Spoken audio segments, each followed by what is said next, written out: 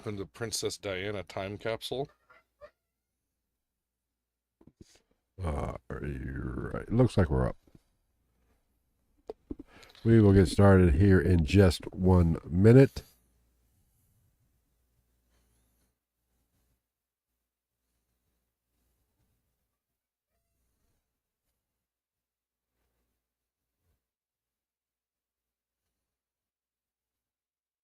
And we're already.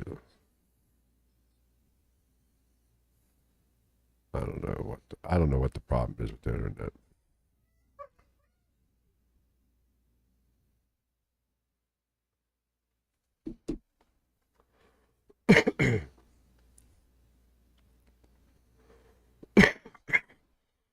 That's fucking boring. What? The Princess Diana time capsule. Put dumb shit in there. Has there ever been anything cool in a time capsule? If we make one, there will be. If what? If we make one, there will be. I doubt it. It'd be like dildos and... Is that me or you? Must be me. It was both of us. All right. Let's see how long the internet... We won't even acknowledge the internet going out this time. If it's gonna fuck up... It already did it once. I don't understand. There it goes. We're hardwired too, aren't we? Yeah. I might have to see about doing trying something else. We should get that Nighthawk. OBS. It's probably OBS. Is that the common problem with OBS? Well, you're the tech guy. I don't know. I'm the brains. Seems like since the last update it's been doing this, so I'll switch to something else, which I was thinking about switching anyway. So, all right, we will get started here, like I said, in just a minute with we're doing some vampires, some true crime and vampires. Vampers. We're combining the paranormal, supernatural with true crime. Well, since vampires exist, aren't all vampire stories true crime? Not necessarily. But they do exist. Maybe not in the movie sense, but there's definitely motherfuckers out there that think they're vampires. We will talk about this. Because there's like a whole thing. I found that out. There's a whole thing of like, there's vampires and then there's vampires with a Y and shit. And it's different. Yeah, it's like magic with a K and instead of a C. Yeah, it's a big ordeal. Had a little adjustment to the intro. God. See if you notice. I didn't change. Sound or video? Overlay, basically. Oh. Well, hit it. Let's see that shit. All right, you ready? Well, I got to do the setup first. You know the routine. Oh yeah, we do the hook now. The intro. Come on. Go ahead. All right. You step off a Dayton bus back in 1994, Travis, and never make it past a goth nightclub called the Asylum. This episode, we were going to chase a real disappearance between in a room. Fuck it, I don't give a fuck. A rumor. You want me to do it? No, whatever. We're going to take two on this. Okay, you step off a date night. Fuck this. I'll do it. No, we're covering fucking vampires. Fuck it. Go ahead. Oh, you want me to do it? Go ahead. Fuck it. So you got to get the voice. It's vampires. You step off a Dayton bus back in 1994 and never make it past a goth club called Asylum. This episode chases a real disappearance, a rumored vampire coven. Fuck you, all right? You did it one and a Netflix doc that mysteriously vanished too. I win. I finished it. I want to see this. We're going to start that all over again. Well, you're the one fucking everything up, all right? Well, I have to re-fucking do shit every time I start this motherfucker. Stroke brain over here. Here we go.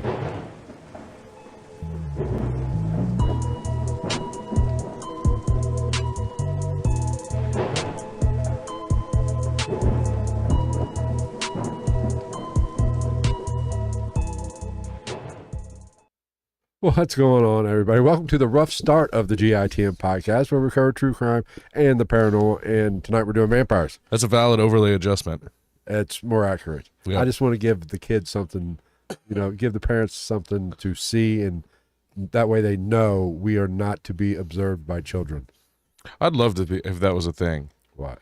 If we had more of a YouTube following, I would put out a calling to any kids that do watch this to, like, turn it, take the ass whooping so that you can turn it up and like send a reaction video to our DMs of your mom or dad being hypocritical about it. We're like, fucking shitballs ass dildo, and like then their parents are like, what the fuck are you watching? What kind of fucking language is that? God damn it, Tanner. I told you all you can do is watch fucking kids' toys openings and Roblox. I don't know, whatever they do in Roblox. I know it's popular. Don't know what the fuck it is. Roblox is. It's a video game. Oh well, that's probably no idea what it's about. I'm I'm sure it's something like Minecraft, where there's like kind of no point. I don't know if there's a point to Minecraft, but it doesn't seem so. Yeah, but this is not going to be a very long episode because this is, if that dog does not stop being a bitch, We have to put him down. Send him to the glue factory. Oh God. Anyway, this is a true crime. Oh, that's horses. He's the right size. He is a horse.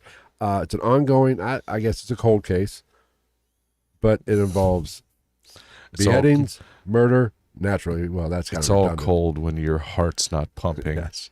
Vampires, covens, all that shit, a goth nightclub.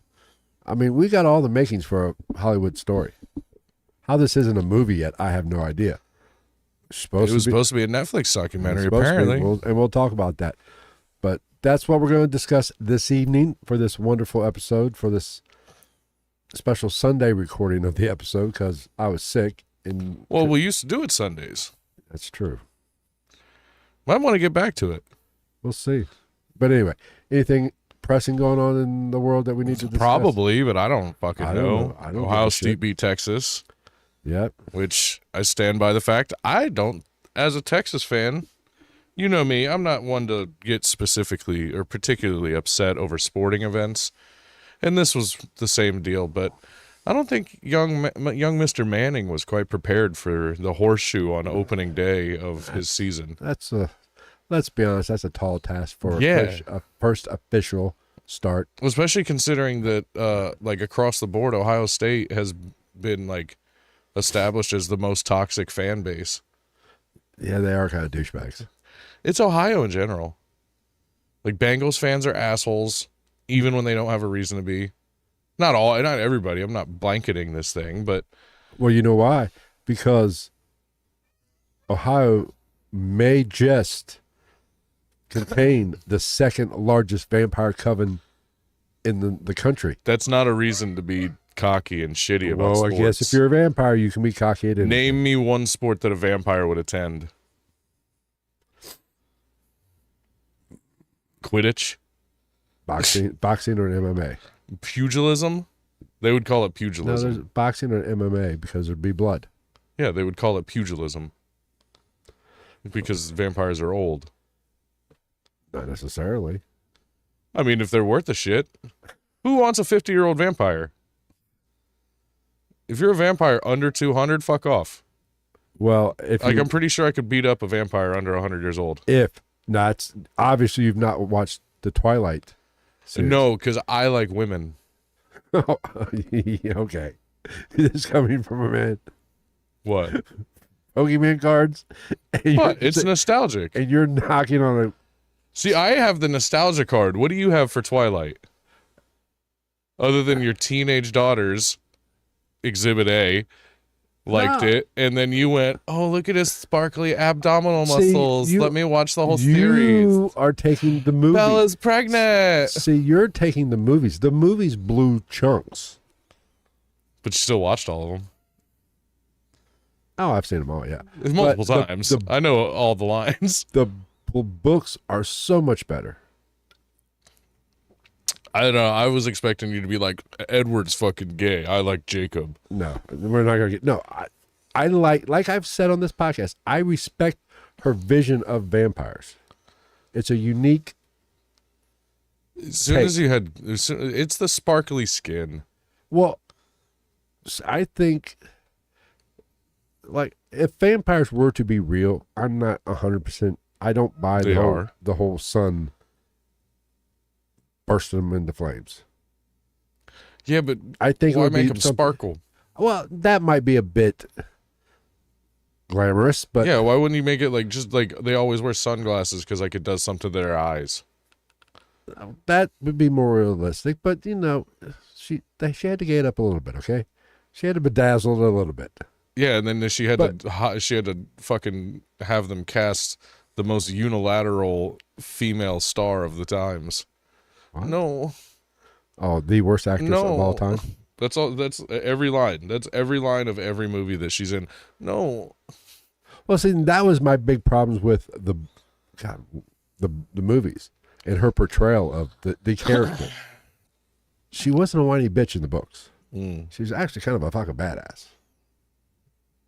So she was more of a suki, kind of, but not a fairy. Kind of. But so anyway, so the badass. I don't even remember what brought us onto this now. So in True Blood, fairies are badasses. In real life, male fans of Twilight are fairies. No, but like I said, I am a sucker for a good vampire story, and I like when somebody takes it outside the box. Not your fucking coffin, not your fucking has to be in by dawn bullshit. I think I like that way of thinking about it. They're just not taking the standard literary bullshit that's been propagandized throughout the centuries and coming up with something a little different. So I respect that. Unless you're gonna do it hilariously, like What We Do in the Shadows. I don't give a fuck what anybody says. That show's fucking hilarious.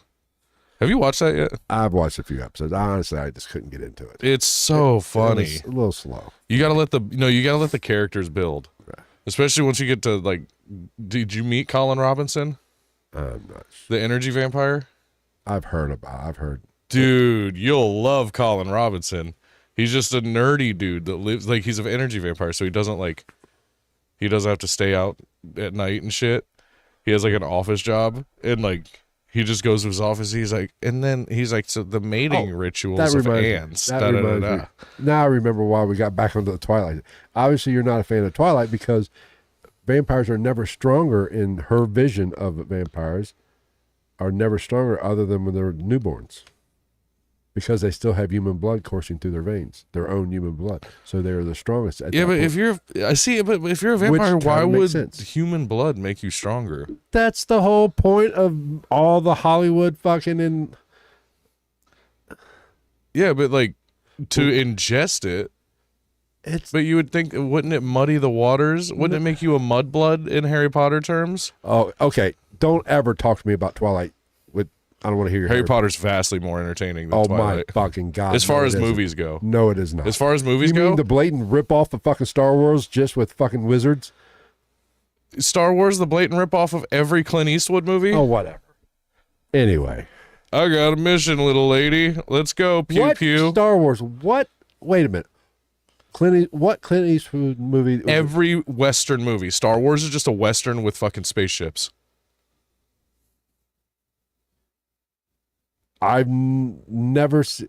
If you want to say that, yes. Shoot 'em up, do-gooders. You like that one video I saw where the comedian talks about Harry Potter and talks about basically an orphan goes to live with his aunt and uncle, who the uncle is not very happy about the fucking magic, doesn't buy it. He's brought to this family from a stranger, Obi-Wan and whatever the big fat guy's name is. Same fucking person. Hagrid, yes.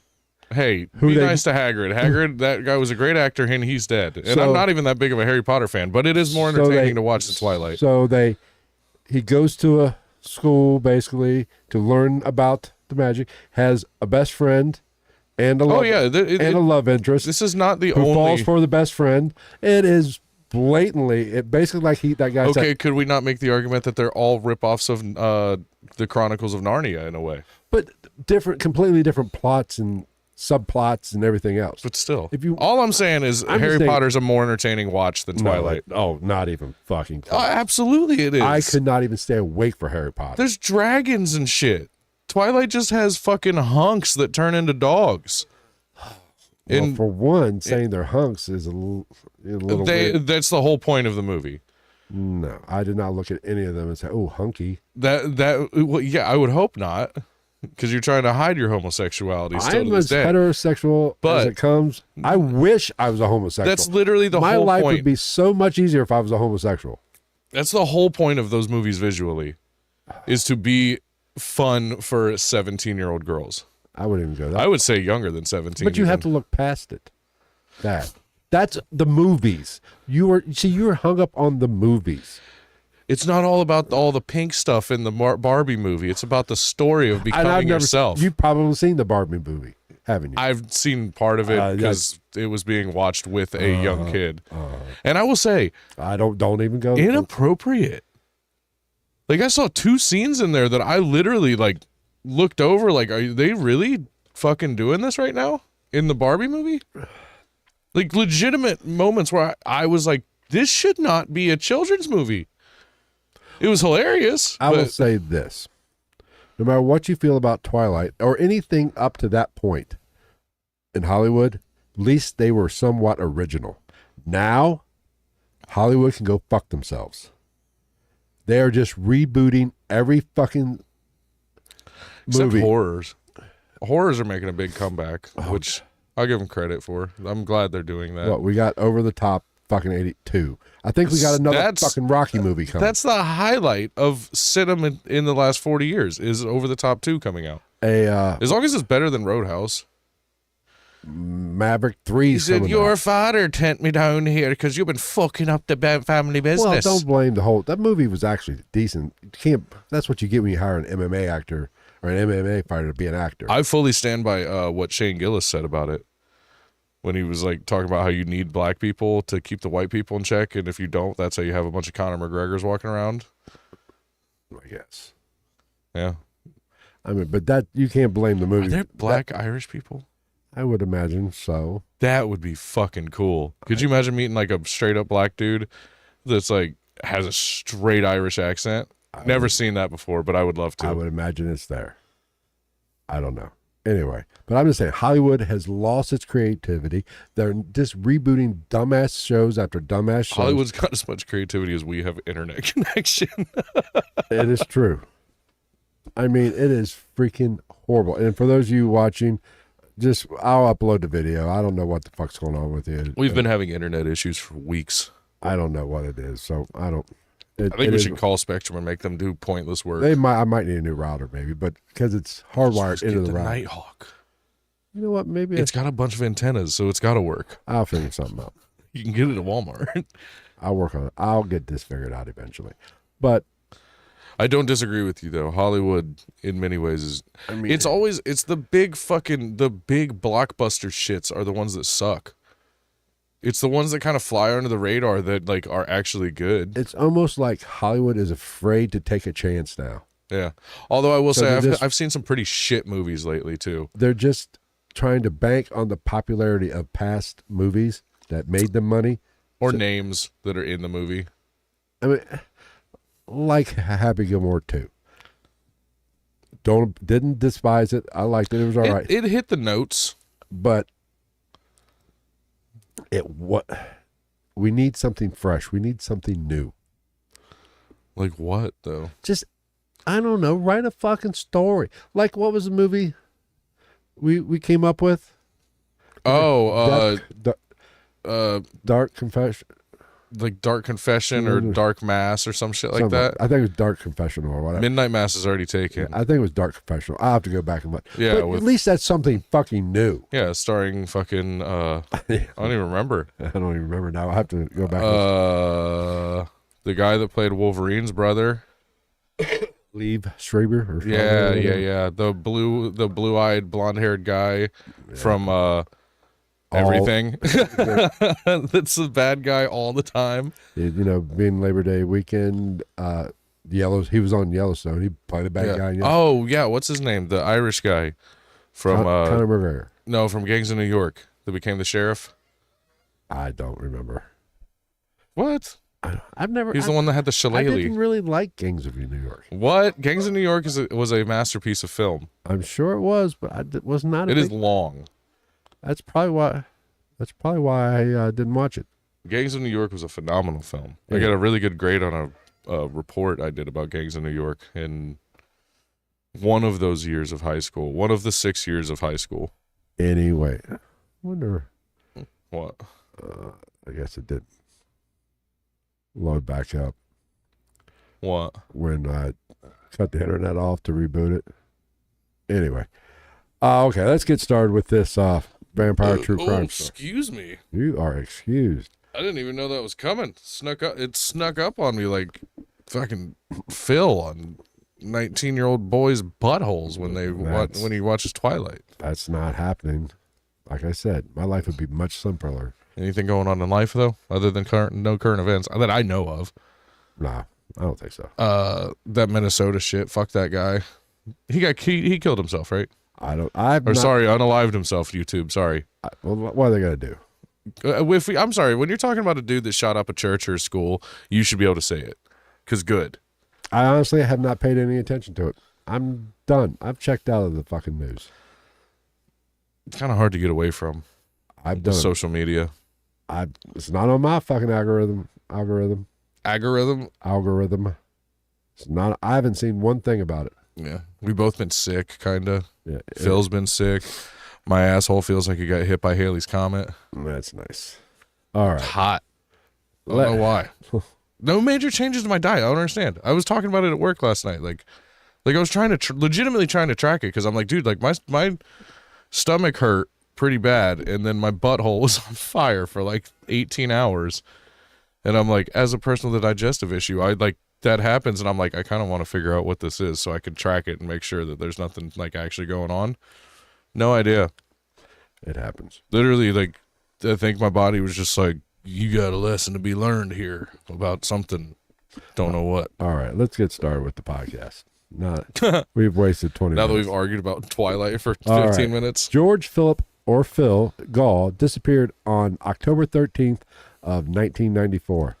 The bus driver that reported that he walked off the bus and started walking towards the Asylum nightclub. So he was gay? He was later legally declared deceased in 2002. This case remains unsolved. You said that first, and I was like, Jesus Christ, they just gave up at 2002? That's a semi-fair amount of time for a grown person to be missing. In 8 years? Yeah. If it was like a 10-year-old, I'd be like, come on, give the kid a chance. Now, this case has... Do we know how old Philip Gall was? He was a father, so he was in his 20s. A gay father? No, he was not gay. He was married. He was just going to Asylum for a business meeting, huh? And here's the thing. You don't know if he was walking in that direction. It doesn't mean he was going to it. But maybe he was. I think we both know.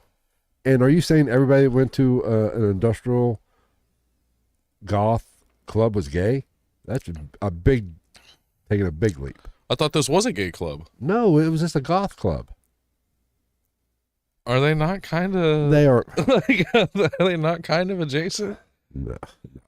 Did I tell you about how I also agree with the goth thing?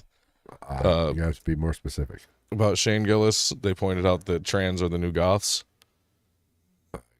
Don't see it, but okay. I mean, if you think about it. Large population, not well understood, but tolerated. I guess. I mean, I would have gone to that club, though. Yeah, I mean, they probably would have had really good music.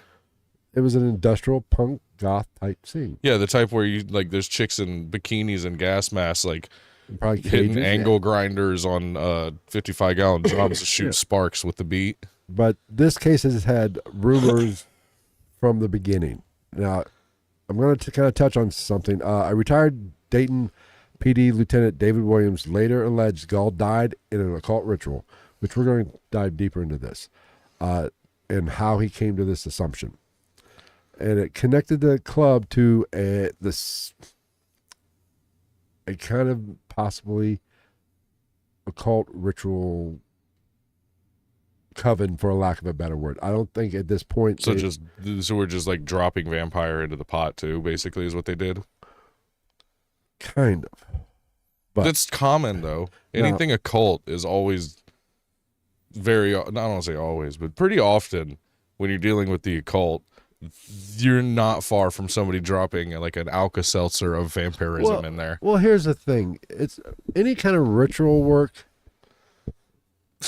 will It's like always blue collar work of the spirit world. ritual occult practice does involve blood Hot. and possibly blood, the intake of said blood, Mm. which automatically people assume is vampirism. Well, voodoo or hoodoo's the same way too, or Santeria. Like the girls putting their menstrual blood in spaghetti sauce to make them fall in love with you and shit. Ooh. You never heard about that? I don't know if it's voodoo or Santeria or what, but like it's a thing. Like if a woman, I don't, like I said, I don't know if it's voodoo or hoodoo or what. I think it's one of the Caribbean dark religions, but they like will tell. What? You see him? No, I heard a car. Was that what you're?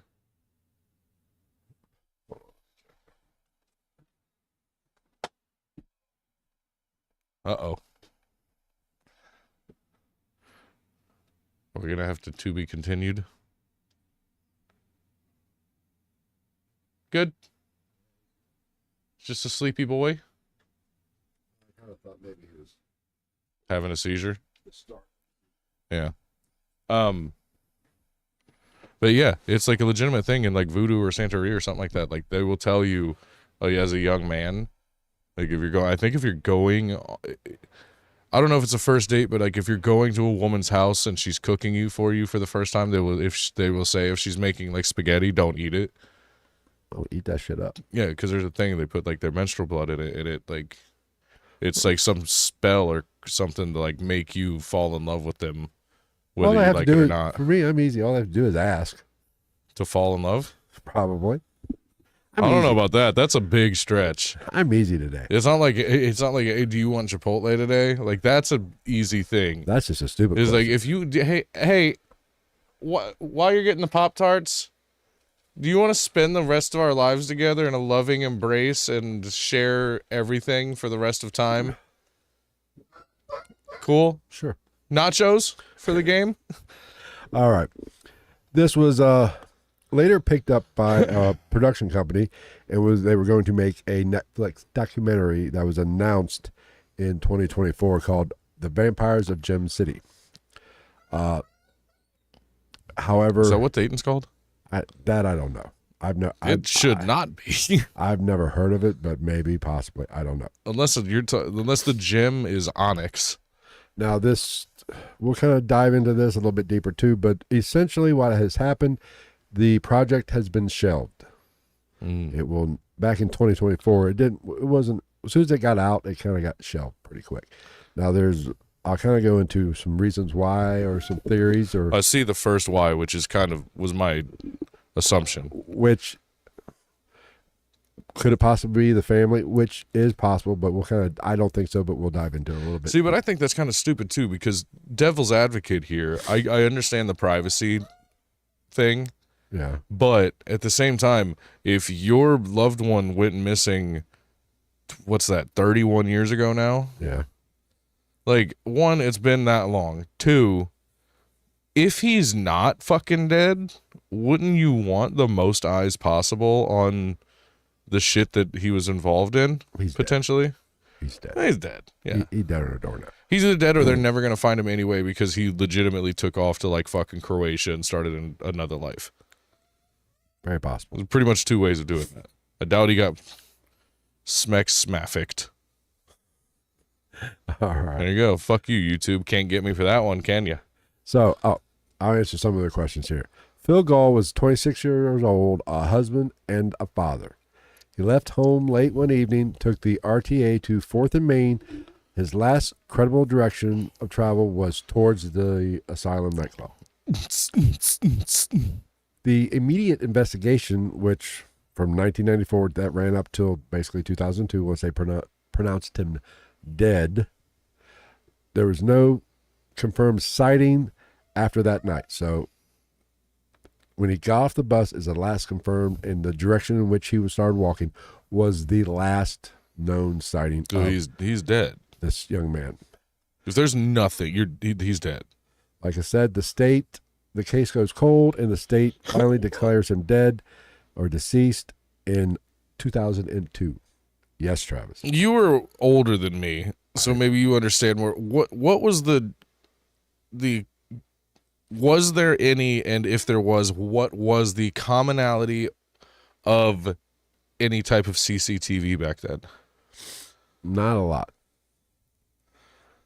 Okay. I mean, I'm just building second and third case scenarios. I in would my say head. in 1994, you might have. I feel like convenience stores and shit had like that camera that's like clearly a camera up in the corner. ATMs. Yeah. But you didn't have it street by street. It was just very hit or miss. The well-off businesses, or I should say business that were doing pretty well, probably had them. Or the ones that, or because my other thought process was the ones that necessitate them, like corner stores, gas stations in a city like fucking Dayton, Ohio. Yeah. Which I don't know if Dayton was like how it is now back then. Yeah, it was still. Dayton's a shithole. It has its perks. Well, once you get out of Dayton. Yeah. I mean, it's not. It's been a long time since I've been to Proper Dayton. the party section of Dayton. I've never been. I didn't even know there was one. Oh, other than the college. The Oregon district? No. That's Is it by the college? No, not really. Because like Dayton, the crazy thing is if you're in the right part of Dayton, it's very pretty at night, especially. I did a color run there one time. I've driven through Dayton many times in the evening. Yeah, it was a good time where they light up the bridge. Uh-huh. Yeah, we went over that bridge for the color run. Yeah. You should do a color run for charity. It's fun. Yeah, I am the charity. Just send the money to me. Well, it's like those, those Indian, what's that fucking holiday in India? Where like they get together in the streets and they like everybody's covered, like they just throw around that colored powder and everybody's just partying and shit. You know what I'm talking about? No idea. You've never seen that? No. Dude, I would go to India for it. It's like some religious or celebration or some shit, and like they just get all these like vibrant colored like I don't know if it's like cornstarch or what, but it's all like pink and blue and yellow and all these crazy colors, and they're just like throwing this shit around and like putting it all over themselves, and everybody's all colorful and like partying and shit. But that's basically what the color run was about. You did that. Like everybody got like bags of different colors of this powder, and you just got to like throw it on each other and shit. And then there's black lights, and then you did 5K for charity for breast cancer, I think it was. Yeah. I walked it. I was fat. But I think we're off. Anyway, the audio's maybe still there, maybe. The the reason I asked that is because I don't know what there was. I feel like I remember there being cameras, but not everywhere. I mean, I'm sure there were cameras. I'm just saying. I was asking because, like, if the existence is as sparse as you say, then the probability, or I don't want to say probability, the possibility of a disappearing act is higher than it would be today. We might as well just not even go live anymore. Jesus. Just record these fucking things. I don't know if going live is helping us anyway. Yeah, we'll just record these as we go. But yeah, like because it would be a lot harder if you were to start a new life and disappear now. Oh yeah, that there's literally cameras fucking everywhere all the time. I am positive there were probably some cameras, but not what we are accustomed to. Like not street cameras and shit. There was like personal. Well, even for businesses, personal cameras. It would be very easy to be outside the scope of those cameras too. Right. You just go, and go the other way. Right. So to answer your question, I think it's very plausible that there wasn't a confirmed sighting after he got off the bus in the general direction in which he started to walk. Well, I was going to say the only hole in that would be transit hubs of any sort, maybe. Well, I mean, bus depots, train stations, airports. That would be the only part if he was to disappear, unless he had a disguise. Well, I'm pretty sure he didn't disappear. He did not run away. You're a little old to run away. Let's be honest. At 26, you don't run away. You abscond. The man was murdered. That motherfucker dead. So, I think that's a moot point. Okay, now let's talk about this retired Lieutenant David Williams of the Dayton Police Force. Now, is this guy gay? I don't know. That is irrelevant to the story. It's vampires. There's always a gay. No. Vampires are gay, kind of gay. I don't know. I don't know. He urges the public to reopen this case and take a good long look at it. He basically, his attachment to this case was did undercover work at the Asylum nightclub in the 90s. And in the midst of his undercover work, a bartender told him a story about how there was occult rituals and a beheading done in the upper levels of this club. Excuse me. In 2008, he told while it was currently that club? Yes. Okay. Yeah, this was back. This was in the 90s, about the time of Gall's disappearance. I just asked because, like, you and I both know there's a lot of places where, like, this happened, but it's a law firm now. Back then, it was a brothel 250 years ago. That's the case. Shit. The club is no longer there. I mean, it's been like tore down and shit. No, there's something else there. It went through. It's probably like a daycare. Actually, probably something hilarious. I think I do have it somewhere. I hope it's something hilarious. Let's see. Maybe it's up in here somewhere. I hope it's like an old folks home or a child care center. And then, like, I just randomly find body piercings in different rooms. I might have taken it out of the notes. I didn't deem it relative. Would you take a nap and shush it? Anyway, well, but unimportant. It's been another type of bar, and then it actually is like I want to say some kind of employment agency type thing now. That reads. So where was I? They're just finding jobs for all the former patrons of Asylum. But in 2008, retired Detective Williams told the Dayton Daily News, "To this day, we don't know what happened to Phil Gall. His body is still missing." Williams says that he went undercover, like I said, in the Asylum in the Goth Industrial Club, and a bartender told him the story. The bartender allegedly told Williams that Phil Gall was killed during an occult ritual on the upper floor of the club, beheaded, and the head was sold as a relic to an occultist. Sick. The story was that Gall was supposed to have been involved in said ritual, but he just didn't know he was the main attraction.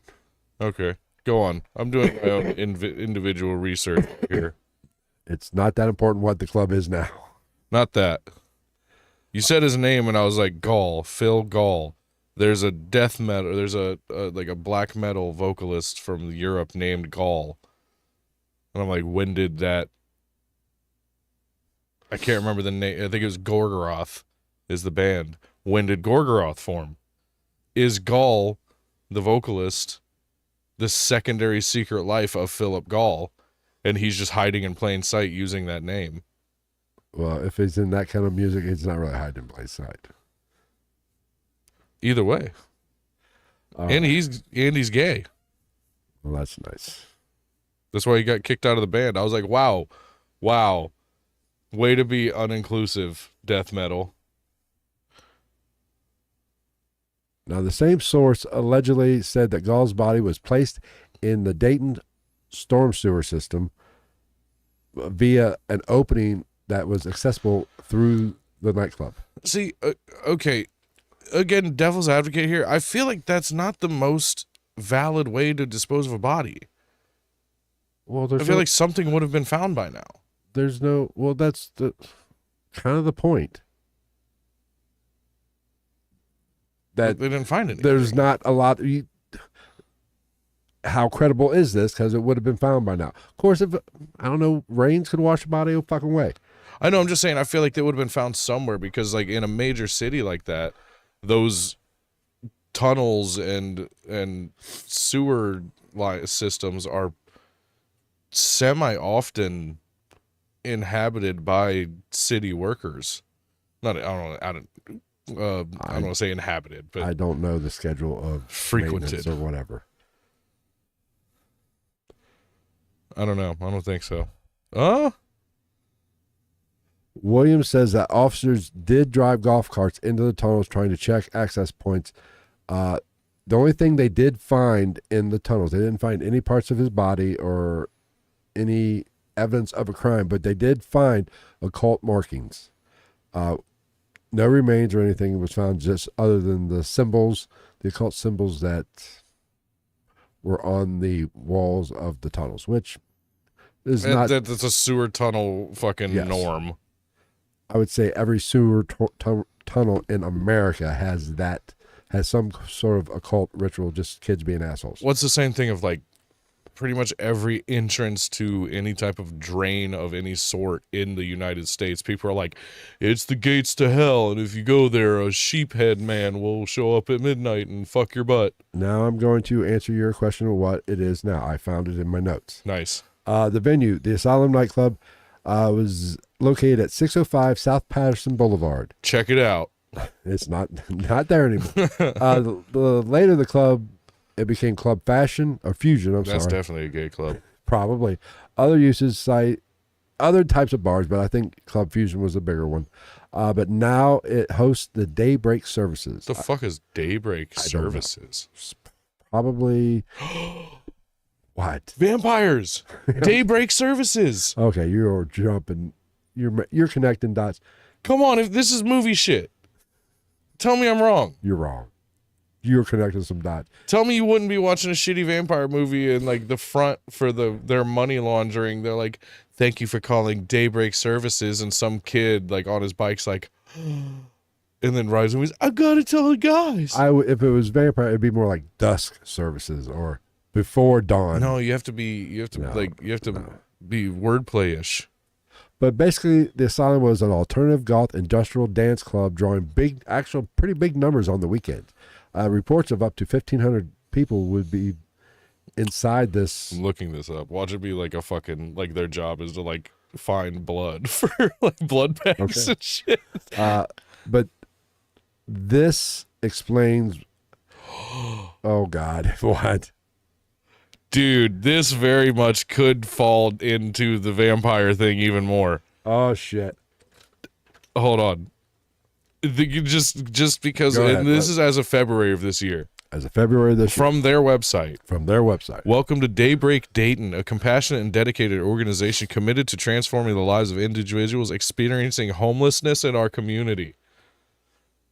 With a rich history, blah, blah, blah, blah, blah. Our mission is simple yet profound: to empower homeless youth and young adults to achieve stability and self-sufficiency. They're preying on homeless youths, Phil. Daybreak Services is a front for a vampire cabal, and they are preying upon young and impressionable homeless youths for their blood and for their day-walking abilities. I'm not going to argue it. And they're probably fucking them. It's not all about that, Travis. Tell me that doesn't... That's a movie. It's a weird quinky dink. That's a movie, dude. The only thing would have been worse would have been like a blood bank. Maybe they're tied to Hawksworth. Maybe. I don't know. We're happy to announce a partnership with Hawksworth Blood Centers. But the people that attended this or frequented this club, naturally there was going to be an occult type, vampiric type connection to the club. It's gothy. Yeah. Right. And that's kind of the point of goth. Let's be honest.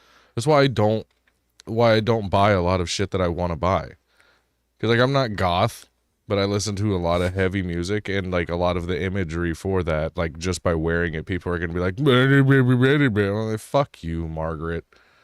Yes, I have you know how bad I want the fucking shirt that I think it says like "Don't pray for me," and it's got like a goth looking like black and white nun with like an upside down cross chain, like licking her middle finger and shit. It's fucking cool. But as soon as I wear it anywhere, people are going to be like, can I pray for you? I'm like, you fucking can, but you're going to be wasting your breath, bitch. But I can very easily see the connection. And people are scared of what they don't understand. Let's be goths. Which, nobody understands goths, not even them. I can see the leap, and I can understand why some of the onlookers or people observing said club might think it probably got a bad rep. But I'm going to go out on a limb. I was not part of the goth scene at any point in my life. I hung out with some goth kids. Like I was borderline goth. I was goth adjacent in my younger years. I'm going to. I might be wrong. Please correct me if I'm wrong. When somebody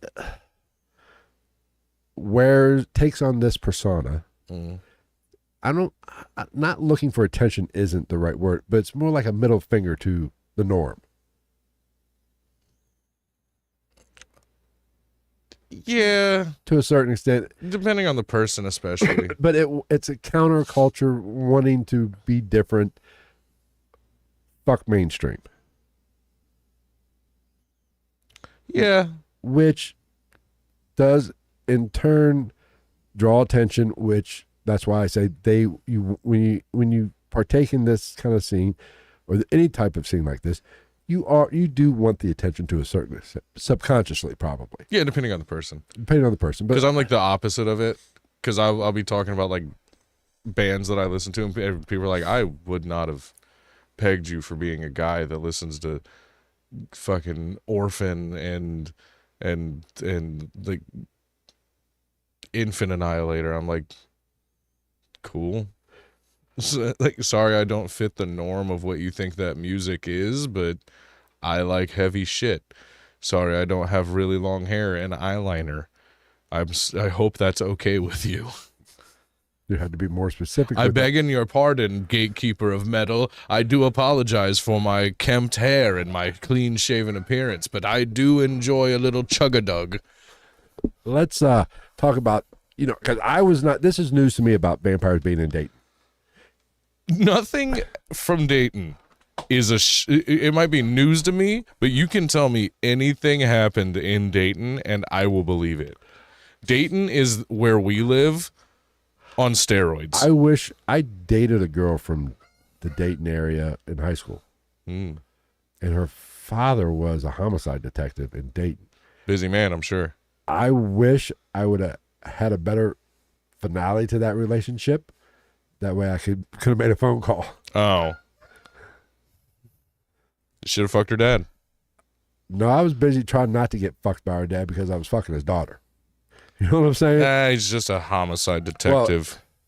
Well, and so is her mom. Oh, so they're definitely divorced. So there's a lot of guns in that house. They're definitely divorced and both drunk. I was just trying not to get used as target practice. Anyway, let's talk about the neighborhood. I think it is.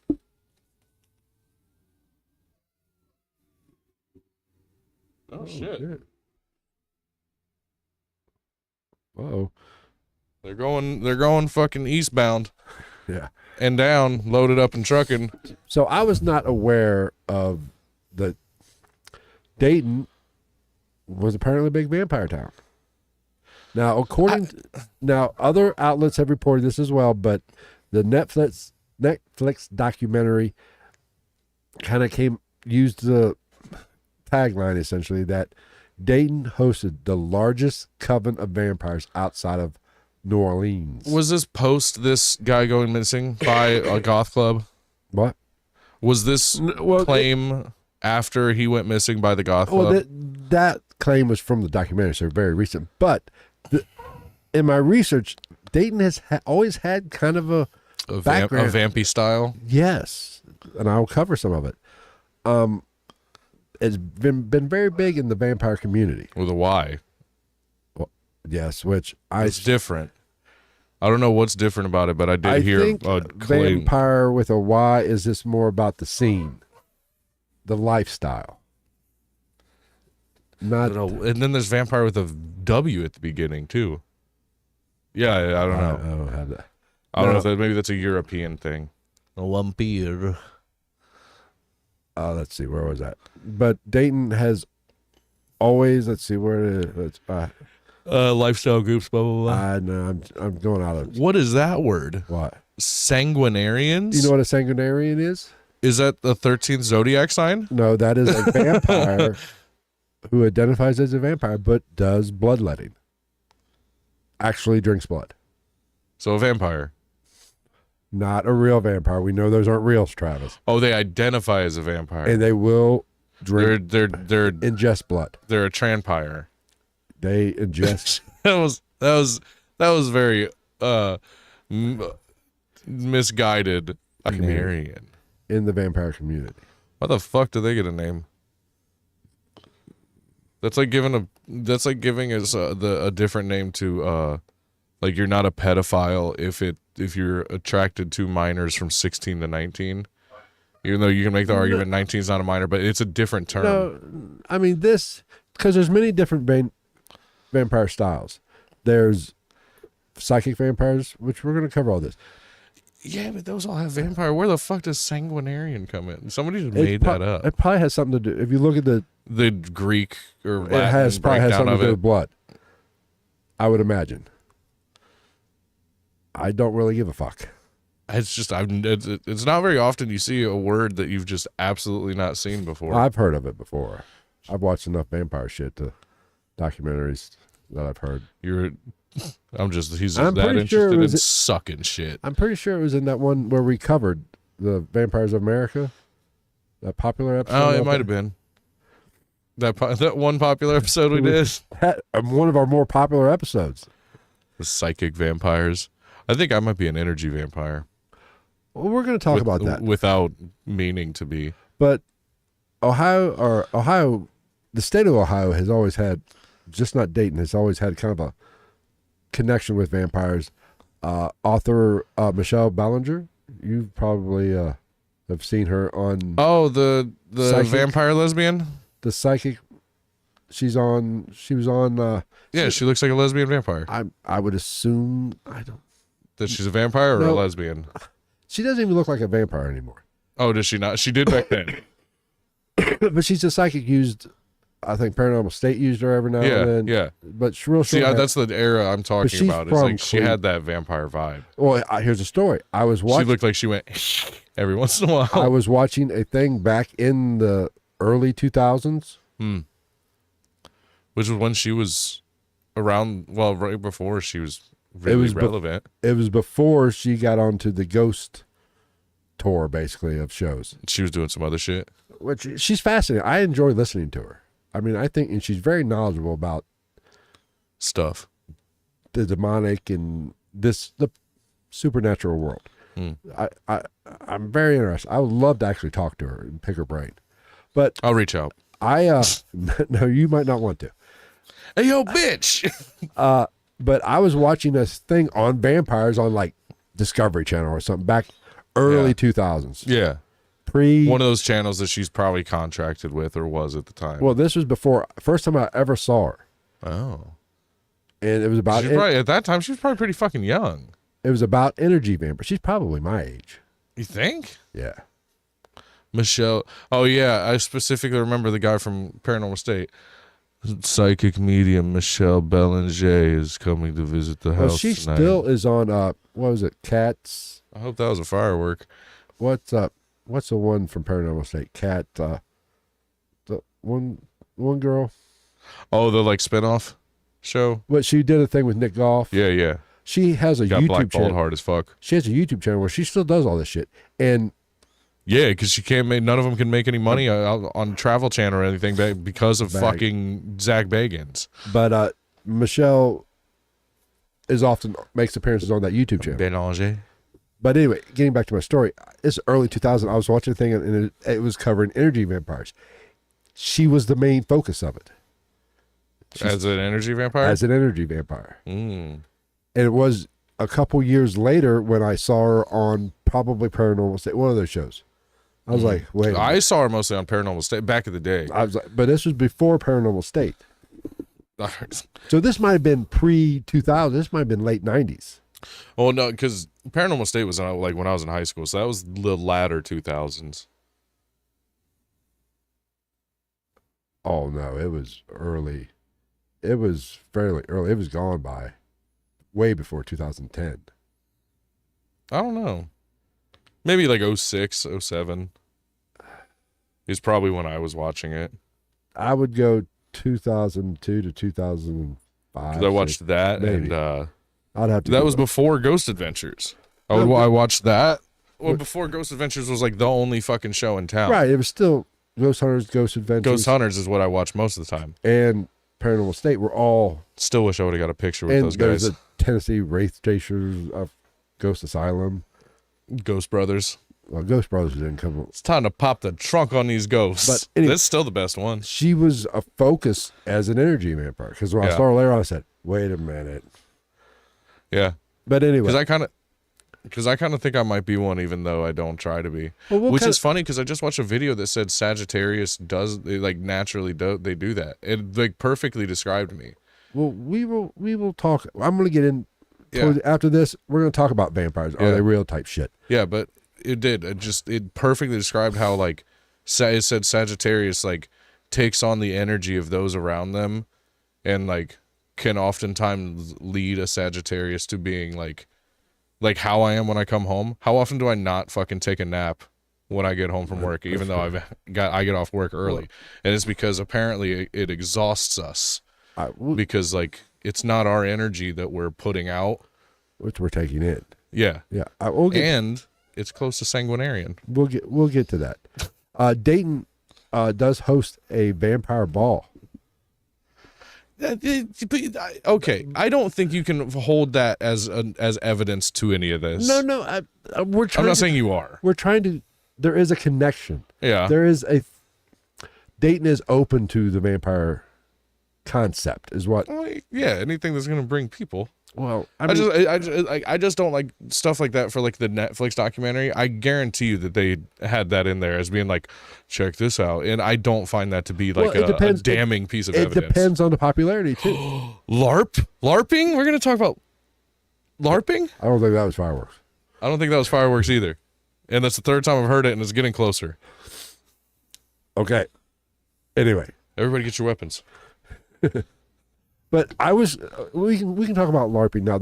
I was not familiar with the LARPing term, so I had to. Oh yeah, it's huge too. It actually kind of looks. I'm not gonna lie. I've seen some LARPing.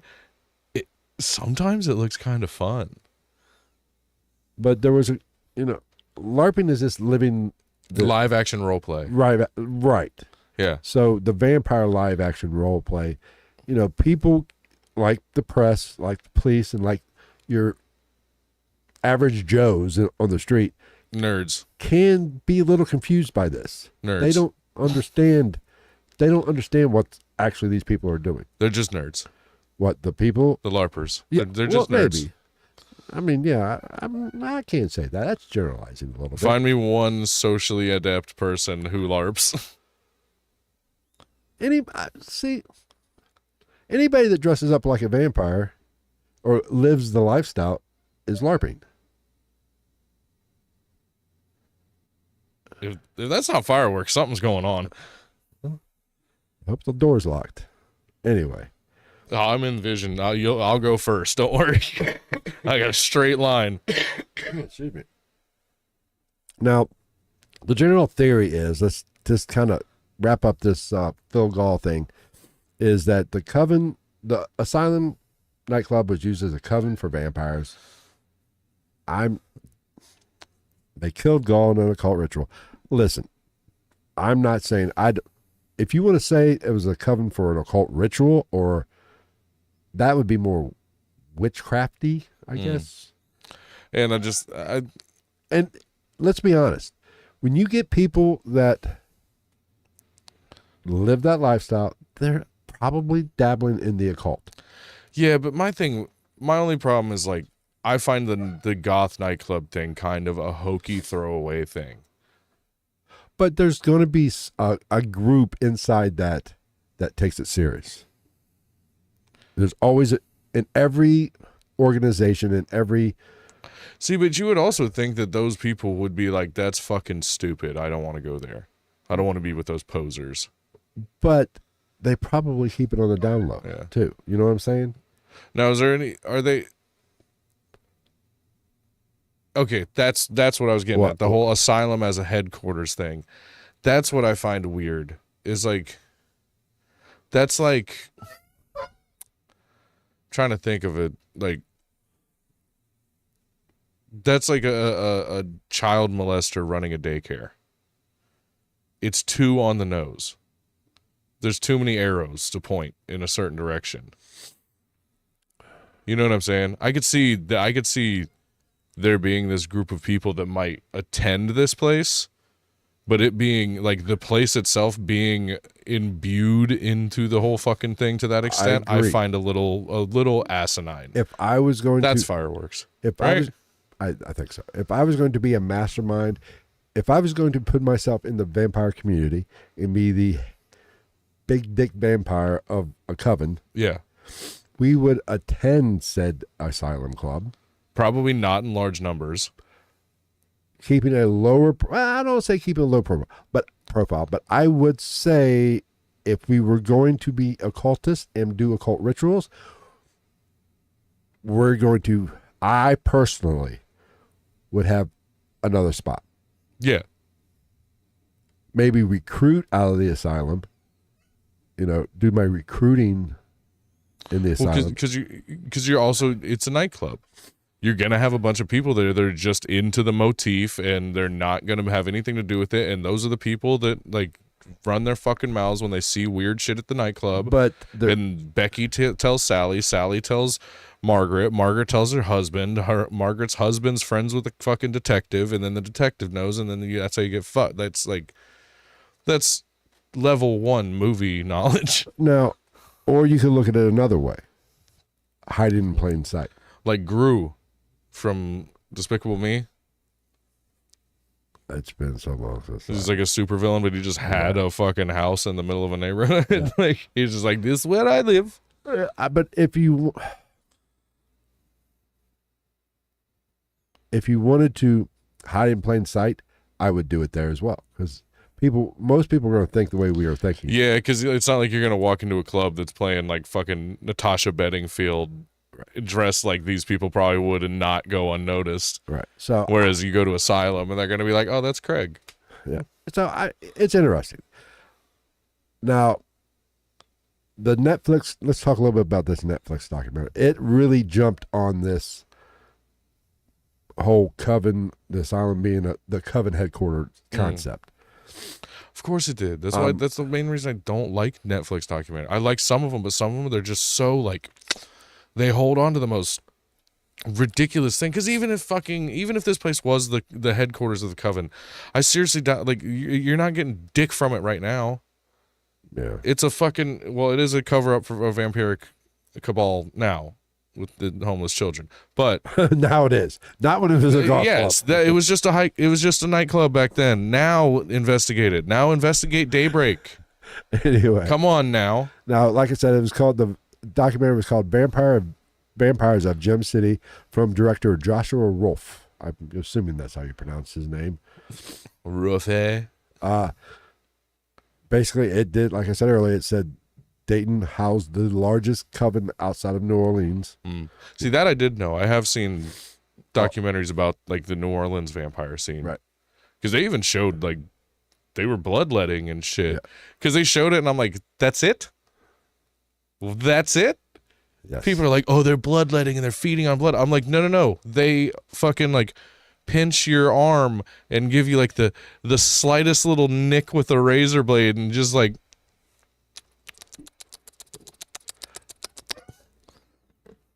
Now, this whole concept of it being the second largest or the largest coven outside of New Orleans really gained momentum and picked up speed when regional outlets picked up on this, like WLWT, which is our WLWT local news station. Was that fucking CBS or ABC or something? One of the big three. I just know it's not Fox. That's WFOX. Yes. I think it's NBC, I think. I'm not sure. Ugh, fucking liberals. Yeah. Yahoo syndication, the Nobody Columbus, cares. Dayton lifestyle sites, Dayton Daily News, and all that shit. But basically, what they did, they took this tagline and ran with it. They found like 5 Craigslist posts, like all vampires and murderers meet at Asylum in Dayton. And once this got started, take a nap. They all of a sudden there was dead air about this documentary. On August 24th, the Dayton Daily News reported that Netflix has decided to hold off or shelve the documentary. Netflix Because gave... it got back to the family. Well, Netflix never gave an official reason why. The family says producers emailed them that the next Netflix has decided not to air The Vampires of Gem City, but offered the family no explanation. So the family, you would think, before I really got too deep into it, I automatically think, okay, the family bitched.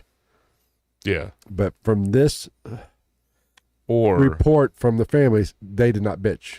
Or Netflix is run by vampires. No. That's no. Where was There's that? some fucking 8,000-year-old vampire with a Netflix t-shirt on. He's like, Some people still hold on to the idea that the family kind of got this thing shelved, but I really don't think so. But the rumor mill falls under production quality wasn't good, which I can imagine.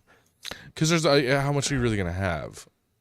You know what I mean? Well, like, I mean, they do some good work, but well, no, I'm just saying, like, how much do you have to work with other than just not even first-hand accounts, probably second and third-hand accounts from people that you just find. yeah. It's not like you're probably doing a shitload of shitty reenactments for the real, like. Right.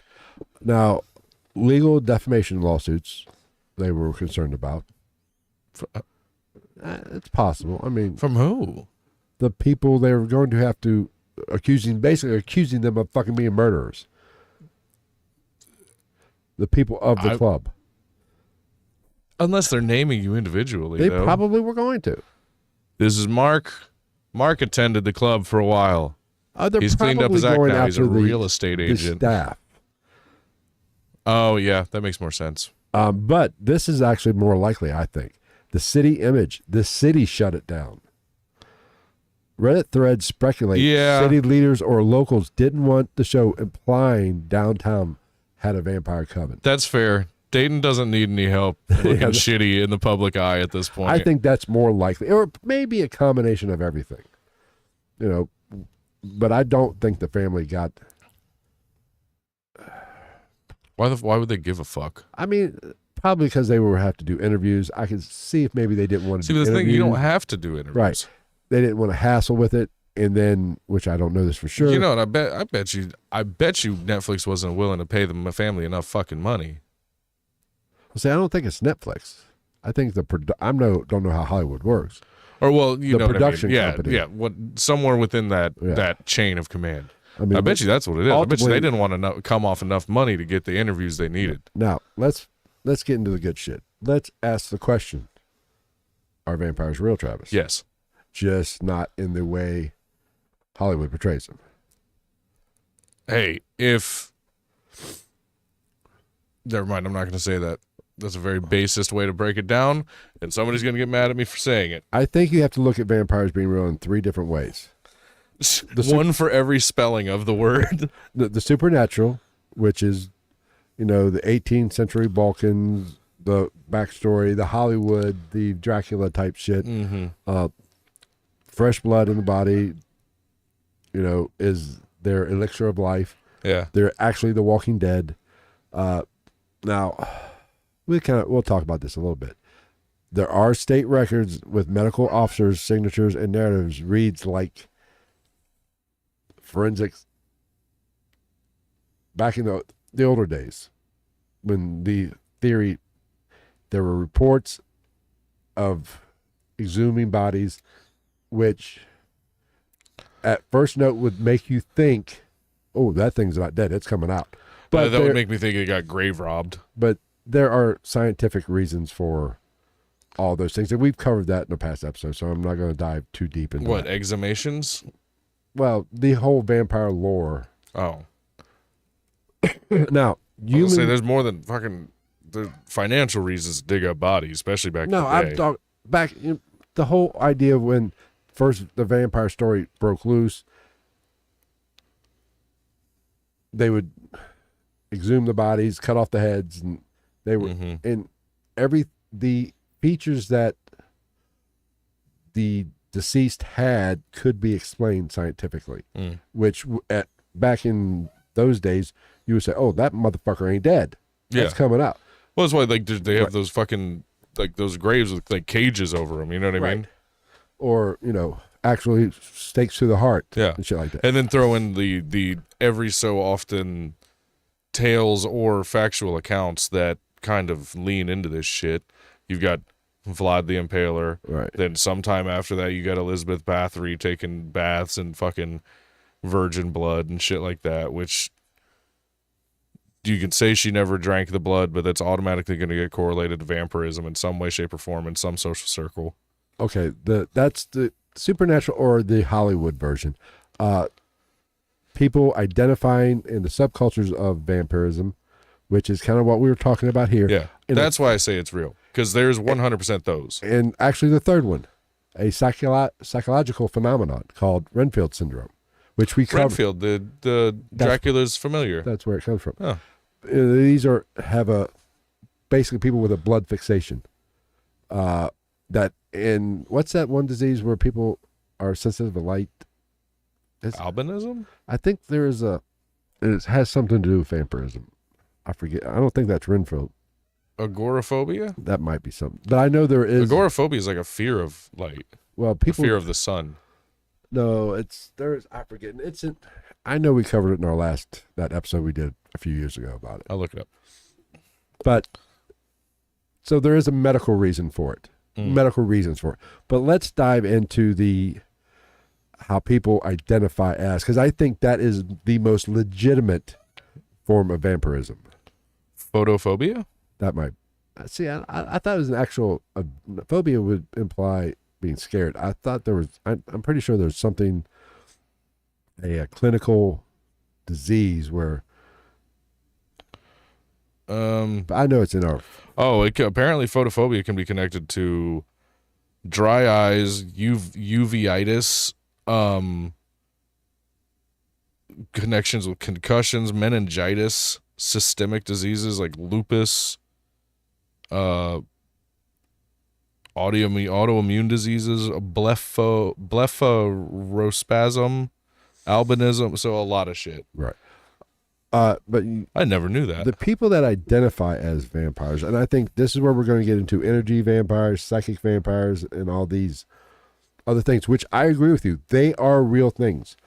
Not in the vampire sense that people want to. It's just somebody put a term on something that had vampire in it that already was a thing. Yeah, the vampire throws people off. Yeah. Excuse me. Oh, damn. But this is where your sanguinarians and all them fall too. All the equestrians and the fucking pescatarians. Something like that. But the Catholics. Energy vampires. People who leave you mentally and emotionally exhausted. Basically, the complainer, the chaos magnet, the drama loop friend. We all have those friends that love the fucking drama. Or, friend or coworker that just leaves you drained. Now, I think this works two different ways. Like what you were talking about there being Sagittarians, not sanguinarians, Sagittariuses. Yes. I, as well, am a Sagittarius. Dude, I've been seeing a lot of Sagittarius shit that's like shockingly accurate. It's very that accurate. Describes me. I know. I've seen them too. They're very accurate. All over TikTok. I'm like, you motherfuckers. And people... Get out of my head! People look at introvert and extrovert and think of it as, like, I'm an introvert. I'm not an extrovert. See, but that's the thing. So am I.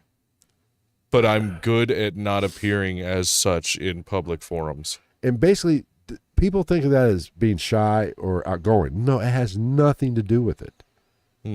Introvert basically means you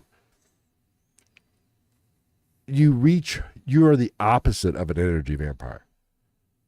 That energy exchange in public drains you.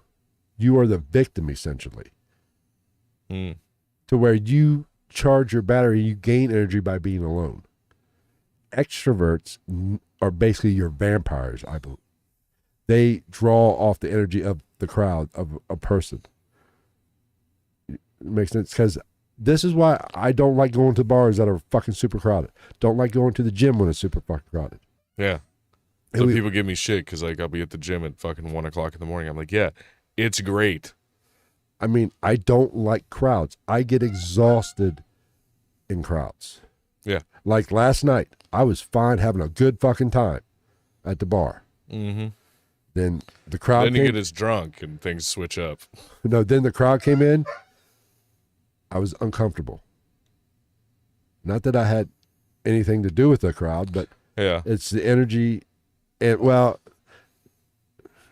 I get upset with drunks that, I go outside, come back in, and they're standing in my fucking spot where my beer's at, phone.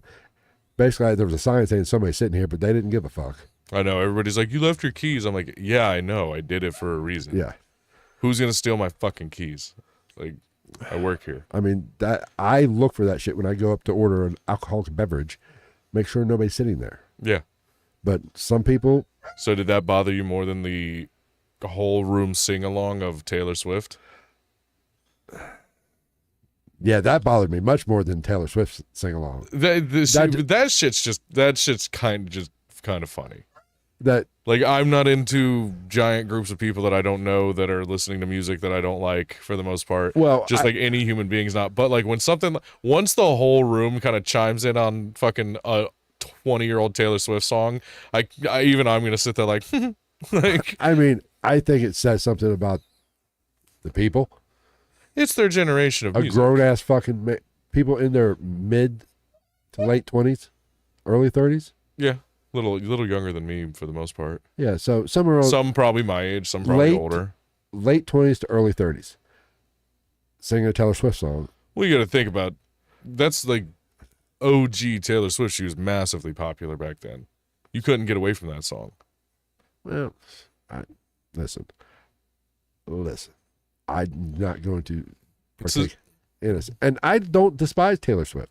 I think some of her songs Oh my God, they're engaged now. I think some of their songs are very good, or some of her songs are very good. Did you know that? Yes, I saw that. They're engaged. This is the best thing to happen to football in 100 years. Yeah. I'm very eclectic when it comes to my music. I can listen to fucking anything as long as I can understand the fucking words. Yeah, see, I crossed that bridge. But I can tolerate Taylor Swift. Some of her shit's catchy, and I can even bob my head to it a little Catchy's bit. catchy. Like, I don't give a fuck who you are. Even if I fucking despise you, if you make a song that's catchy, I'm going to say it's fucking catchy. I mean, and I will give Taylor fucking credit. She's a very good lyricist. She writes a good fucking song. My favorite Taylor Swift song isn't even a Taylor Swift song. She just does the hook. It's a B.O.B. song. It's called Both of Us. Oh. It's not like a huge radio song, but it's a good song. But so I'm good with it. I'm good with it. That's like, it's not my shit, but I'm like, you're drunk, you're having fun. Like, I mean, I'd rather have that than people fucking arguing about fucking sports. That is true. I just don't like crowd because it is draining. Yeah. It is. I mean, physically drained when I left there. Especially because I pay the price because the only time I'm grabbing a drink for the most part is at work after I get off work.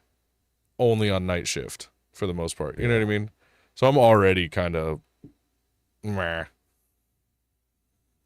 Especially because, I've been putting on the facade all night while working. Right. Because I don't like people being sourpuss bitches, so I fucking try to be the positivity in the room. Literally to the point that if I'm just quiet at work, like somebody will go, "What's wrong with you?" And I want to turn around and be like, "You have no idea how exhausting it is to try to fucking carry the emotional wave of this fucking environment every day." I don't even try anymore. But so I am not a psychic vampire or an energy vampire.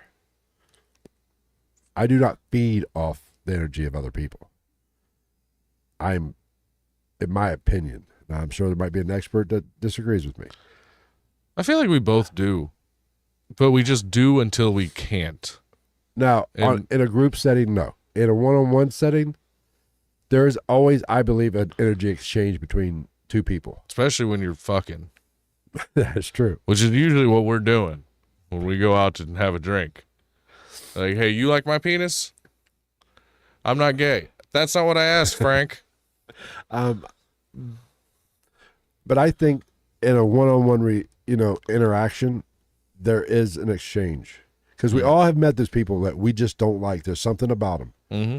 Before they open their mouth, before they do anything, You just don't like them. It's because you don't like the energy they're bringing to the table. Yeah, my shit, that's very much like, that's like, it's a perfect split for me, for the most part. It's like 33, 33, 33, 0.3 continuing, of course. It's like people that I'm like cool with, like I like them, they're nice. People I could give a flying fuck, they not in a bad way, and people that I don't fucking just don't care for. I mean, and the problem with saying that is a lot of people are like, bah, bah, bah. I'm like, no, I can, for the most part, fucking despise you, but I'm an adult. I can still be in the same room with somebody that I fucking hate. Well, it's like people don't realize if I ignore you, then you got to worry. I mean, See, I won't even ignore people. But I work in a very social setting. I have to be that way to an extent. My thing is, like, if I don't like crack jokes at you and shit like that, then I don't like you. Well, actually, I should say, if I ignore you, it means I'm indifferent. Yeah. But if I ignore you, if I ignore you, usually it's a mistake. But it's also sprinkled in with the fact that, like, I don't hate you enough to not acknowledge you, and I don't like you enough to acknowledge you. So you're in limbo. Or I just don't fucking know you. You know, if I'm somebody that I don't, there's multiple people that I do not like. Yeah. And you know most of them. Yeah. But we share a couple of them. But I am cordial to them. I mean, but I'm not going out of my way. Right. If somebody says something. I'm not going to speak to you first. No. Unless it's a normal human thing. Unless it's a situation where, like, I straight up run into you, and even if I fucking hate you, I'll still be like, oh, my bad. I mean, because I'm a human being, and that's how you fucking do things. Disliking somebody and hating somebody, I guess, are two different things. What I'm trying to say. If you say something to me and I despise you, I might ignore you. That's what I mean by then you have to worry. But if I just dislike you and you fucking exhaust me. Yeah, I have to like you. I have to really, really not like you for you to ask me something and straight just be like, why the fuck are you talking to me right now? Which there are people that exist in this world that would get that reaction from me. But more often than not, people like that, I'm not even going to be put in the position. I'm going to make sure I keep my distance. My favorite is when it's somebody that you really don't like and they know that you really don't like you or that you really don't like them and they still try to be buddy. Yeah. Like I'm talking to somebody like you really don't like and they like try to like fucking throw you into conversation and like I'm just like and just turn around and fucking walk away or just keep doing what I was doing. My list grows daily. Yes. Let's be honest.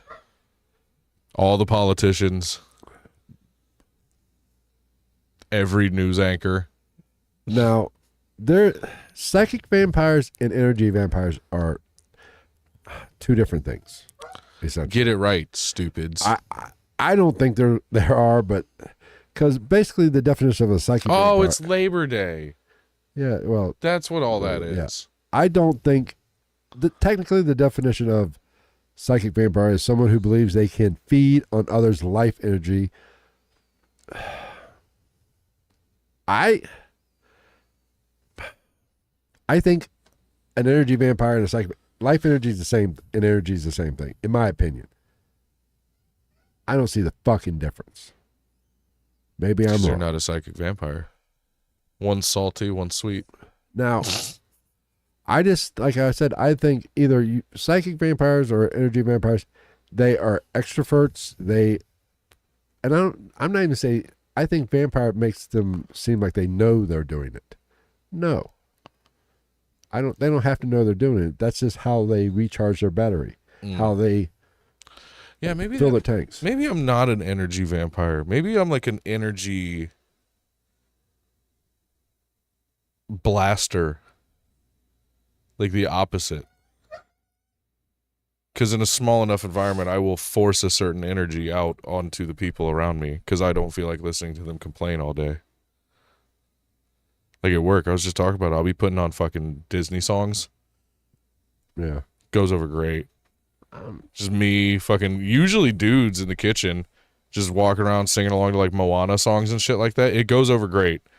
The young girls that work there fucking like it because it makes them feel comfortable and makes them chuckle. The bartenders will walk back and be like, oh, I fucking love this movie. It goes over well. I'm sure it does. Like you can't not smile when you walk through the door and you see my big ass fucking belting out like a Little Mermaid song. And then people are like, why do you know this Little Mermaid song? I'm like, bitch, I'm in my 30s. Little Mermaid was like my era of Disney. Correct. Like, same reason, like, I also love that stupid song from Beauty and the Beast. Yeah. Be our guest, put our service to the test. Anyway. Little candelabra. Now, I think using the energy, like I was saying before, using the term vampire with these energy vampires is it makes it seem, I don't think you should do it. I think we all are either energy takers. I think we all are basically energy vampires. We're either pitchers or catchers. Yeah. I mean, so, because we've all met those people that... There's two types of vampires. There's those vampires that suck and those vampires that get sucked. I mean, we don't need to go into all that other shit. But we've all met those people that, they suck the energy right out of us, or they just annoy us. They always have to be the center of attention. That's me. Which one? I'm the devil's advocate for sure. I literally say that on like a daily basis. Yeah. Like on a daily basis, I'm like, I'm gonna play devil's advocate here. Which is not always a bad thing, but if you do it just to do it, yeah. Then I do it for the sake of conversation, right, for the most part. Whether somebody wants to hear it or not. If a conversation is leaning too heavy on one side, it's always good to balance it out. That's part of why some people in the past have thought I was an asshole. I'm like, no, you just don't want to hear the potential reality of the situation you're dealing with. But everybody's met that person that you are telling a story and they immediately have to follow with a bigger, better version of the same story. The one-upper. The one-upper. Yeah. We've all, it could be a female and you say you had testicular cancer and she can say she had it too. You didn't, bitch. You might have had ovarian cancer. And she pulls out a fat dong, and you're like, God damn it. But not only did you not lie, your dick's bigger than mine. That's just depressing. Now,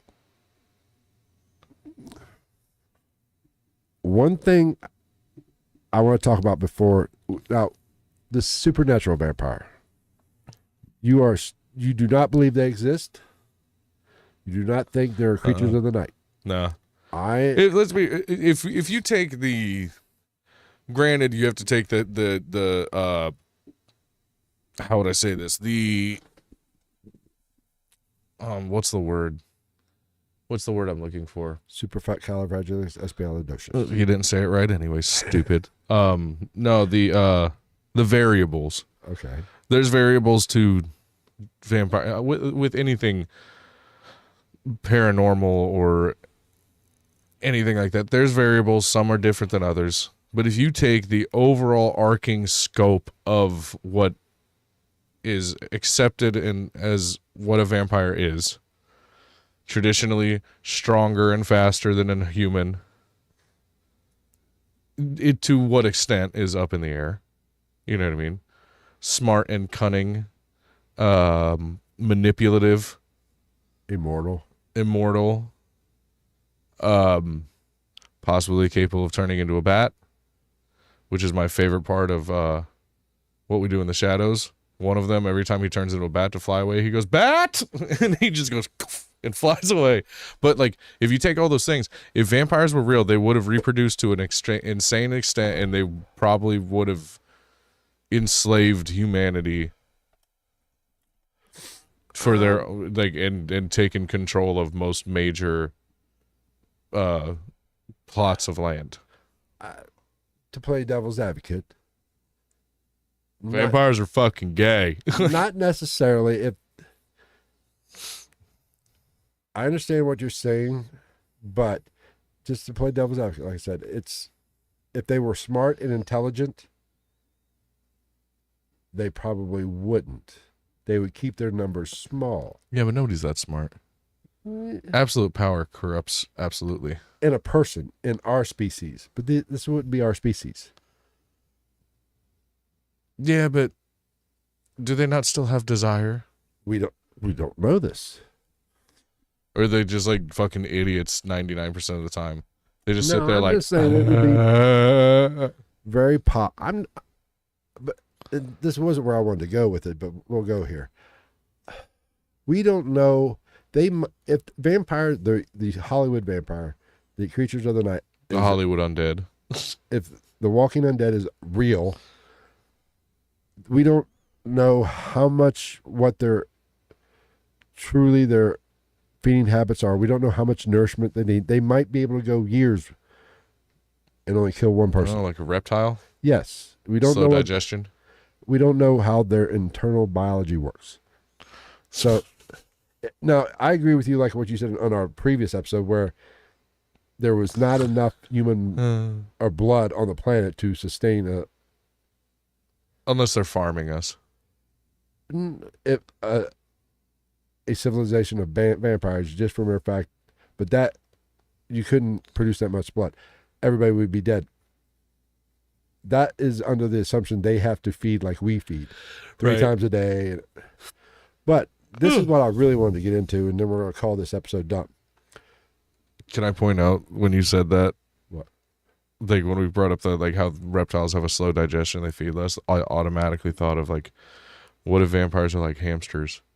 How hamsters will like shove food in their cheeks to go hide it. What if there's just like vampires are just like walking around with blood cheeks? Just Invictus, where have you been all night? Now let's talk about. We have had this concept of vampires since what? Vampire Hunter show the guy. Oh yeah, what was that? The vampire show where the dude had the Kevlar bandana. Gregory just brought it up. You know what I'm talking about? I know you've seen it. Was it a show or a movie? The guy had a Kevlar bandana. I don't. Not ringing a bell, actually. Oh, was it True? It wasn't True Blood, was it? I don't know. I know what he's talking about, but I don't remember what it's from. Anyway, like I was saying, the tulpas. Vampires have been on our psyche for 800 years, for at least. You would think if a tulpa is real, well, yeah, we would have. They would be walking around because they have been created. Yeah, and well, realistically, even longer. Now that I think of it, because if you go back to what we were just talking about, I just had somebody at work. I believe the Egyptians had. Well, I mean, even in modern common era, because everything's fucking judged by the date that Jesus was born or died. Even before Jesus was born, however many years Lilith was walking with Adam, biblically, you've got your first vampire in Lilith. And there was humanity before anything in the Bible. I don't give a fuck what the Bible tells you. I'm sorry to bust your Christian Catholic nuts, but the world did not begin with fucking religion. It was not a thing when man was the first walking the earth. Accept it. It's okay. Not saying it's wrong. Maybe all of the ghosts we have now are pre-religious humans. Well, I'm just saying that if tulpas are real, they'd be everywhere. Vampires would be fucking everywhere. There are some. I would say everywhere. I wouldn't go that far. Well, at this point, like with evolution of humanity, once again, we don't know exactly how many human brains create one tulpa. Yeah, we don't know. Like a 20-to-1 ratio. Maybe once one or two gets made, it cuts it off. I don't know. But if tulpas are real, then vampires have to be real. And they're already, quote unquote, real, at least in the mindset of the people that follow the I don't know, social group, societal group, whatever you would call a vampire in today's day and age. Yeah. One who like identifies as and practices some sort of vampiric nature. Now what makes vampires interesting is the whole blood aspect. People believe, or throughout history, people believe blood is the life force. Now, throughout history, even to today's times, there have been studies about transfusing blood taking your blood out and then putting it back in does regenerate. There is some regenerating power. Can you get powers from other people? Mice, there have been tests where I believe mice have lived longer or have de-aged, whatever the word is, regressed in age or in what physical age by doing this. So there is something to life being something that, blood could be, there could be something to blood helping extend life. And I could see that being a thing. You know what I mean? If nothing else, like just scientifically, like taking out blood and like properly reoxygenating it and putting it back in. Isn't that what Lance Armstrong was doing? I thought he was doing steroids. No, I don't think he was actually doing steroids. He was doing that, I believe. Into his nut? No. His one nut? No. Transfusing his blood with more oxygen. That was his form of cheating. Goddamn cheater. I believe. Maybe there were some steroids involved in there too. But probably. Think about conspiracy theories over the past 2 years. Blood. Pizzagate. Fucking. Was it adrenochrome? So maybe vampires are real. Or at least segment. I've always just had this theory that, or I don't want to say theory, the idea that it's just psychosomatic, the blood thing. Like, because it's something that goes through all of us, and once it stops flowing, we are dead. I think it's pretty easy to form this psychosomatic idea of what it may or may not do to the human body, which could be strong enough to alter one's thought process and what's going on within themselves. A placebo type effect. Yeah. But, yeah, and I give science credit because they are doing some research on Science? it. They are doing, like I said earlier, doing some research on it, and they have shown that there is some benefits. There's just some dorky vampire that works with exclusively blood somewhere. They're like, oh, hey, Iravicus, how was your morning? Starbucks was slammed. I only got one caramel in my shot, or in my macchiato. To end this episode, we are going to say, I do not believe Dayton has the second largest coven of vampires. Even if Dayton has the second largest coven of vampires in the United States, if you're from Ohio or anywhere near Ohio, we can all agree that is the least of their problems. If anything, employ the vampire coven to get rid of all the fucking meth and heroin addicts. Hey, Dayton, man. Is that a thing? Do you think if a vampire dines upon a heroin addict, or do they take on their addiction? I don't know. Could you imagine a meth addicted vampire? Oh, holy fuck, boy, that'd be awesome. That'd be a great fucking. That'd be the best superhero movie ever. Villain, no matter what. Great movie if you like that. That could make anything good. You could put that into fucking I don't even know. You could remake every shitty movie with a meth head vampire. Con Air, meth head vampire. And I'm not saying I love Con Air, but it's a bad movie. What else? The Kevin Costner Robin Hood throwing a meth head vampire. All right. What else? What other terrible movie is there? I don't give a fuck. I'm done. Put a meth head vampire in every movie. The Expendables. Whoa, that'd be good. All right. Or like a Jet Li movie. Make Jet Li fight a meth head vampire. Okay. Or whatever the new Kung Fu kid is. I'm assuming Jet Li's probably old and retired now. The kid from the yet another new Karate Kid that's coming out. Once again, Hollywood's lost his fucking creativity. But if they had a meth head vampire in the new Karate Kid, all right, we might be talking at that point. I say we get the fuck out of here, and we will see everybody next week for your episode. Yeah, there's the point of this episode: meth head vampires in Hollywood. All right, take care. Happen. See you later. Bye. Say la vie. It's a fucking song from that